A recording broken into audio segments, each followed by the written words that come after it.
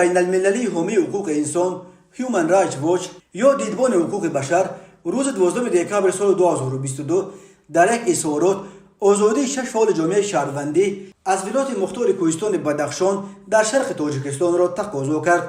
به عقیده حامیان حقوق این 6 فعال در رابطه با اعتراضهای ماه سال 2022 دستگیر شده در نتیجه مرافعه‌های دادگاهی بسته و ناعادلانه و بدون دسترسی به ادوکات محکوم به زندان شدند. هیومن رایتس واچ رهایی این 6 نفر را طلب دارد. الفت خانم محمدشاه و ژورنالیست و فعال حقوق انسان که به 21 سال زندان محکوم شده است، فراموز ارگاشوف ادوکات رهبر کمیسیون 44 که به 29 سال زندان محکوم شده است، مظفر مبارکشایف فعال حقوق و عضو کمیسیون 44 که به 30 سال زندان محکوم شده است، خورسند محمدشایف برادر الفت خانم محمدشاه و عضو کمیسیون 44 به 18 سال زندان محکوم شده است.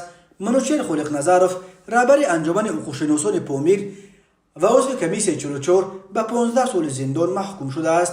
خوشروز جمعه فعال حقوق و بلاگر متخلص به خوشام گلیم به 8 سال زندان محکوم شده است.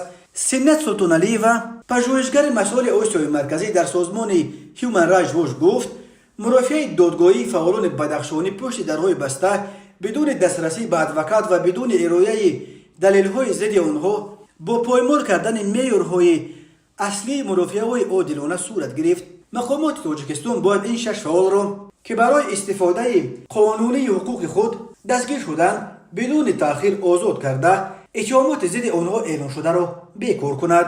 هیومن رایتس واچ تاکید کرده است که حکم این فعالان بدخشانی در پی مکالمه سالانه اتحاد اروپا و تاجیکستان اعلام شد.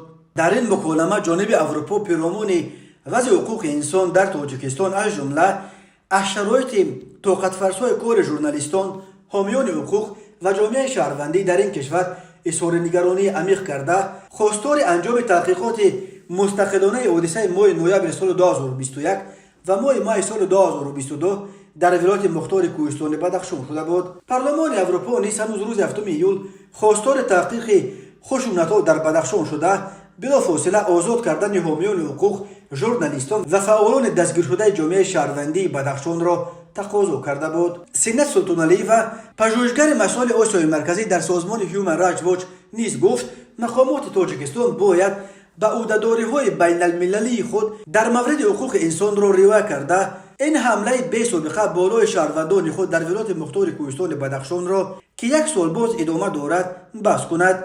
شریکان بین المللی تاجیکستان باید در مورد همکاری با این کشور رهایی فعالان پامیری را در افضلیت قرار بدهد.